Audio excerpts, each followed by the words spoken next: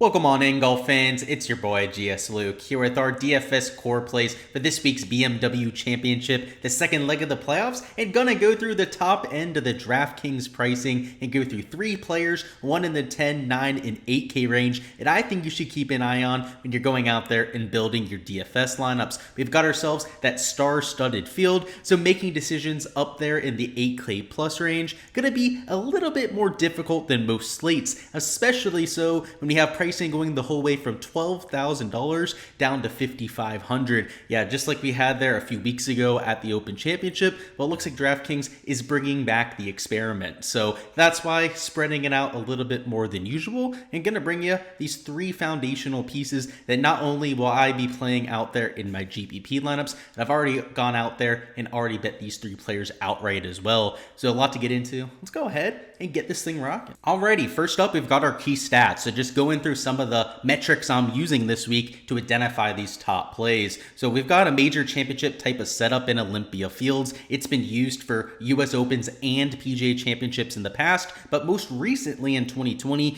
for the BMW Championship, right? This very event, second leg of the playoffs, and it might play a little bit differently this time around. So it was very difficult. Winning score was just -4 for John Rahm over DJ, and maybe a little bit easier this time because it won't be as firm and fast. There were very dry conditions in 2020, and this time around, it's looking like a little bit more rain, right? There's actually supposed to be thunderstorms both Monday, Tuesday, perhaps even there on Wednesday, which if that's the case, you're going to see easier to hit fairways and greens this time around, which likely means the winning score is closer to like maybe a -8 to 10 under par, but more importantly, puts an even more emphasis on driving distance, right? This course, it's a par 70, just nearly 7,400 yards. If it's going to play without rollout, that's like a 7,500 yard par 70, maybe even like a 7,600 yard golf course with all the elevation changes and uphill tee shots. So you're looking at the type of course that'll emphasize the ball striking, right? First off, that driving distance off the tee, and then into and around the greens, it has a 4 to 6 inch Kentucky bluegrass rough, which is major championship level stuff. It's what you saw in 2020 that caused so much havoc. And even if we have more receptive conditions, the misses are going to suck, right? The rain is only going to make sure that that bluegrass grows and grows throughout the week. It's also going to make it a little bit heavier, a little bit more sticky than it would be if you were in firm and fast conditions. So while your really good shots, right, the ones that you're hitting close to the hole, are going to be more rewarded with the receptiveness of the greens, you're also going to have more penalty for when you miss. So if anything, I think ball striking is even more important if we get slightly softer conditions. Now, if it gets really soft, really easy out there, right, that's when a golf course turns into a birdie fest, but this is not going to be a birdie fest. Your winning score here, I would be super surprised if it got lower than 12 under par. I think 8 to 10 under par, like I'm calling for, would be on the way easier end of the spectrum, right? That's assuming essentially no wind over there for the 4 rounds. If we end up getting that kind of element on top of an already brute of a golf course, then your winning score might be something like 1-2 under par or 4 under par, right? Like we saw there in 2020. Few other key stats. We've got bent POA greens. They're really sloped, so I definitely want some skilled putters. You could even 3-putt from like 10 to 15 feet. Some of the greens are really severe, some of them not so much. Bogey avoidance, course history. Again, the 1 year but shots gained. All the other tournaments were over there in the early 2000s, so no shots gained even existed. You got par 4 scoring, major championship success with that style of golf course. And then in terms of comps, we've got Muirfield Village, Oak Hill, and then Winged Foot. All 3 of them capable of hosting major championships. The reason why I like Memorial a little bit more is because we see it every single year, right? We only saw Oak Hill for this year's PGA, not anything in terms of shots gained otherwise. And then Winged Foot, the same thing, right? We've got the 2020 US Open that we can use the stats, leaderboard, all of that from. But Memorial, we get every year. Players have a multiple year sample size, and we get reliable shots gained metrics from it. So we're looking for ball strikers, right? Anytime you get an elite level field, you're going to get a lot of ball strikers that are teeing it up. But most importantly, driving distance, I think, is the key factor here. If everyone's going to be missing fairways, which in 2020, the fairway percentage was just over 48%, which is really, really low, obviously, less than half the fairways out there, then driving distance, hacking out of that 5-6 inch rough is going to be really, really important. Whether it's club head speed, driving distance, there's multiple ways to encapsulate that, is going to be a huge determining factor. So we'll have to see what it looks like in terms of how receptive those fairways are. But if they're only 20 yards wide like they were there in 2020, it might not matter how receptive they are, right? If they're small enough targets, most people are going to miss those fairways.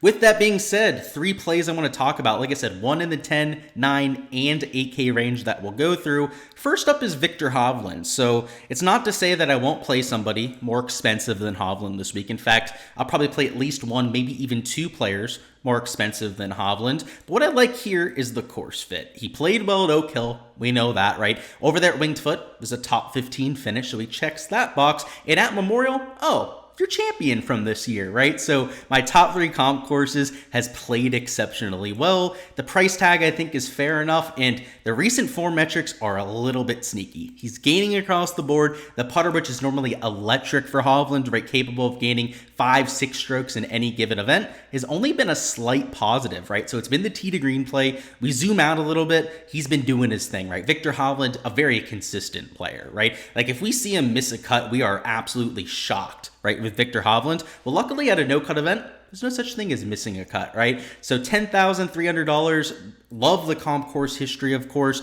and the recent form, though it's not flashy, it's been extremely consistent, right? T13, T13, T25 finish. In fact, you go back the last 4 or 5, even 6 months, he has no missed cuts, and they're all just like decent finishes, right? A few spike performances mixed in. Of course, the win at Memorial, which is what we're looking for at like a $10,000 price tag. But I think because he doesn't have like top 5 after top 5, he might not be as chalky as some of the other guys around him, right? Like a Cantlay, who finished in second to the playoff. Xander, right? He's had a few spike performances. Of course, the big 3 that'll always get exposure, always get attention at a strong field. Viktor Hovland, I'm not telling you he's going to be low owned. In fact, I'll just say it now, he might be the highest owned player on the entire slate. I just don't know if that's high enough ownership. It makes too much sense, right? You're getting Hovland, who's got the perfect comp course history, who's coming in doing everything but putting, which is like bizarre world for him, right? He's used to spiking out here. And at major championship type of fast greens with like a lot of undulation, right? Think Oak Hill, think of other major championships, just top tier fields this year. Hovland has shown up, right? He's gone into contention. There's a reason why after Oak Hill, everyone felt like Hovland was like a top 3 player in the world, right? That was a common sentiment then, right? Because he was just in that hot of a stretch of form. He might go out there, win this week, and reassert that kind of dominance. I think he's that kind of player. The short game has definitely improved for Viktor Hovland. And the icing on the cake here is that at golf courses with heavy rough around the green, right? So like Oak Hill, Memorial, other real difficult like US Open type of setups, he's gained a bunch of strokes around the green at them before. And it's that same kind of setup here, right? That thick rough around the green. I mean, if he's got the ball striking, the around the green working, really the one missing piece would be the putter, right? Which hasn't been great on this bent POA surface. Then we'd go out there and check all the boxes we're looking for. So he's got that one thing working against him. He's got to figure out that flat stick. But I've taken the dive on the outright number. And in DFS, he just brings too much upside to the table for me to avoid him out here, especially when he's just got this crazy comp course history, right? Top 15s at both of these golf courses and then a win here this year. It's tough to avoid that, right, when that's my process. Next up, we've got Tommy Fleetwood, so moving down to the 9K range and going to be another extremely popular play, but I think it is more than warranted. If you saw my weekend review stream this week, you'll see that really the ownership in the last no-cut event, so the first leg of the playoffs, was a lot more condensed, I think is maybe the word for it. It didn't have nearly as wide of a range as we see for most slates. Your lowest owned players were like a Jordan Spieth at 7%. You had a few guys that were maybe like 8-9%, priced $8,000 and above, and your highest owned players were like 20% owned. That meant that rather than having a few guys that are like sub 5% and maybe a Denny McCarthy, right, that's like 35% owned, Like your Max Homas that were pivots going into the week, as I heard a lot of people mentioning with Max Homa, were like 14% owned, right? 14% for a pivot like Max Homa, right? Compared to 22% for like a John Rahm, or like 20% for Scotty Scheffler last week, sometimes less in a few contests. That means that guys like Tommy Fleetwood, Hovland, that I'm telling you will get attention, will be some of the highest owned, if not the two highest owned players of the week here, might not be as chalky as they should be. That's the reason I say that. There's precedent for saying that just last week, right? So check out my weekend review stream if you haven't already, if you want to see what I'm talking about there, showing you a few examples of when pivots really weren't pivots last week. Maybe Tommy Fleetwood gets a little bit lower steam than he should because he's chalk this week, right? Everyone's going to say that, oh, everyone's going to play Tommy Fleetwood, and he's not going to win this golf tournament. He doesn't have to win at $9,700. He's probably your second man in, right, in most builds that you're using Tommy Fleetwood in. Maybe he is your, top guy up there, but someone else in your lineup could win, right? It could be, another 9K guy that wins that you're pairing him up with, or maybe it's an even 8K option, right, that goes out there and gets their maiden tour victory. Someone we might talk about here in just a minute.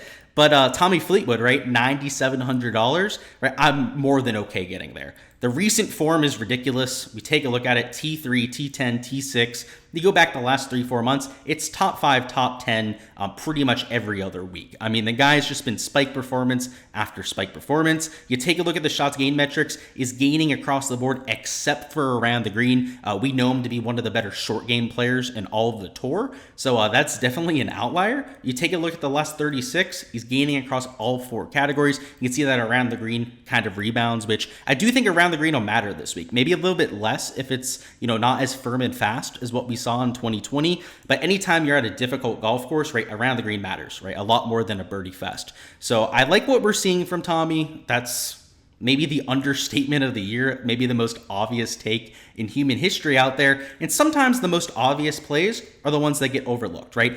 Everyone's going to say, oh, it's Fleetwood chalk. Like, oh, wow, you like Tommy Fleetwood? Like, what a just Einsteinian type of theory out there this week. Let's see what the ownership comes in at, right? Maybe he's not the 30% ownership that he probably should be in just a 50 player field. But you got to remember, the average ownership's a lot higher, right, in a 50 player field. So 30% maybe not as crazy as what you'd see out there for like a 156 man player field. But either way, I'll be getting there. His bent POA numbers, just ridiculous. 0.87 strokes gained per round out there. Did not play this in 2020. So you see out there, Tommy Fleetwood did not play there. Hovland did actually. It was his first ever season making it to the BMW Championship, and he finished T40. So at least was able to go out there, get some experience. Didn't play all that well. It was a 70 player field in 2020. So he did finish right around like middle of the pack, right? Wasn't 40th out of 50th. Like it would have been for this year, but we'll see. I think he'll have much better experience now that he's got the short game down and can potentially go out there and win the golf tournament like a Victor Hovland, right? Like Hovland could easily win this. Tommy Fleetwood, he could have won this 5 years ago, right? Hovland's a different player now, right? It's great to see the short game coming around. Fleetwood, I wish he played this back in 2020 because I probably would have bet him there and he could have easily won the golf tournament, even though he doesn't have the history. All right, our last play before we get there. This is honestly the one that I think, if people are asking me who I think is going to win this golf tournament, it's going to be our next pick, right? It's my favorite pick of the week. Before we get there, though, got to plug the Patreon page, right? If you want all of my exposure, all of my modeling, all my projections I have to offer, you've been wondering where you can download these sheets, right? Use them for your own process, your own research. Well, check out the Patreon page. That's exactly where I post all of these as they update throughout the week. On there, for just $10 a month, you get access to all my projected ownership numbers, player poll, all the modeling, all the research that you see me using in these videos, and of course, all my showdown and prop content throughout the weekend too, all for that same price, all of that value, and gives you all the different types of resources that I'm using for week to week, right? There's access to the Discord server where you can bounce questions off of me or other members, and of course go out there and tilt some bets as well. So it's a lot of fun. Check it out if you've been wondering how to get that access to my projections, and the link is in the description of the video. But our last play, I told you guys I like this one here. It's Cameron Young at $8,500. Now, the shots gained metrics aren't going to look good, right? The advanced metrics aren't really coming along on a Cameron Young yet. What's coming along is the eye test, okay? So if you've been watching Cameron Young, who gets a lot of exposure, of course, because he's a top-end, young, up-and-coming player, right? He's always going to get, like, feature group coverage. He's been putting a lot better. And, in fact, the one thing that's starting to come around that we can see on the stats is the putter. So if we go to the last 12 measured rounds, he's gaining with the flat stick. And you may say, only 0.1 strokes per round. Like, what's the big deal here? He was hemorrhaging strokes before. I mean, Cameron Young was like not even remotely like playing like he typically does, right? Losing on approach and losing 0.4 strokes per round with the putter. Well, of late, the putter has flipped, right? The approach play still a slight negative, right? So that's not great. He's definitely got to get better with the approach play, but he's definitely started to turn it around with the putter. And what I like about Cameron Young is that a difficult setup like this, Oak Hill, first off, played pretty well, but other bomb and gouge type of golf courses, right, he separates himself from the field, right? Courses where Rory McIlroy fits the course to a T, kind of like he does this week. Rory also going to be one of those super chalky plays this week. Might still play him, right? Like I said, if it makes a ton of sense, I'm probably still going to play him this week. Cameron Young at those kind of courses also is able to go out there and separate himself from the field, and that's what we've got here. So when we take a look at the recent form, you'll see why I'm hoping we get a slightly lower owned Cameron Young. Right, T31 missed cut, T8 finish. Doesn't look all that sexy, but over that stretch, like, the putter has started to come along. So maybe the irons he's spent a little bit less time on, right, as he's been grinding out there on the putting greens, right, trying to figure out what's going on with the flat stick. But whatever's going on between him and his caddy, Paul Tesori, out there, they seem to be figuring it out on the greens. And Paul Tesori is a really good green reader, right? And if they can get on the same page, start making some putts. I mean, we know the kind of ball striker that Cameron Young's capable of being. That results in a win, right? If he goes out there and he spike putts. So $8,500. I know the advanced metrics, right? They're not like great, especially because he's losing on approach. Like, you hate to see that, especially over a large sample, like the last 36 measured rounds. But despite that, he went out there, gained like 9 strokes on approach at the Rocket Mortgage in a single golf tournament. So he's shown that ability to go out there and spike with the irons before. So it's not inconceivable, right, that he could go out there and do the same kind of thing here. So in DFS, I think you're getting a reasonably owned play. I think we'll be in that like 15% range when we get there to lock. And in the outright market, I think he was just being disrespected in terms of his outright number. Like, I know it's a strong field. I know the recent form isn't ideal, but if you've been paying attention, you've been watching, right, particularly the eye test, like I mentioned before, he checks the boxes that he might be coming around to some form here towards the end of the season. That's all for this week's DFS Core Plays video. Before you hop on out of here, go ahead, smash that like button for me, and also comment down below who you've got as your winner this week. It can be a chalky piece, it can be maybe a little bit more of a dark horse if you're feeling it, but for me, I'm gonna go ahead and go with Viktor Hovland. It feels like he's due for a win, and I know a lot of players are due for a win, right? Fleetwood, who seemingly can't ever get it done. Tyrrell Hatton, right, based on his play, is likely due for a win here at some point. But Viktor Hovland, with the comp course history, with the fact that he loves himself deep, rough golf courses for whatever reason, we're going to go with BDV, as some people would call him. So that's my take on it. Would love to hear your takes down in the comments. Until next time, guys, best of luck with your outrights, any DFS lineups that you're entering this week. Of course, we'll have even more content dropping before lock, so make sure you're subscribed so you don't miss any of those videos when they're dropping. They'll have, value play videos tomorrow. We'll have feeds and sleepers. Of course, our weekly DFS live stream Wednesday at 7 p.m. Eastern time. So bring any questions you've got by then. They're on Wednesday. We'll go through the weather, some DFS chalk. We'll make sure that we have all the lineup construction notes down that we need before lock, and get ready to go out there and have ourselves a week. I'm looking forward to it. An absolutely star-studded field, a golf course that I think is really going to test these players and hopefully give us some excitement out there from the entertainment perspective. Until then, guys, like I said, hope to see your names at the top of those GPPs, and let's get this cash.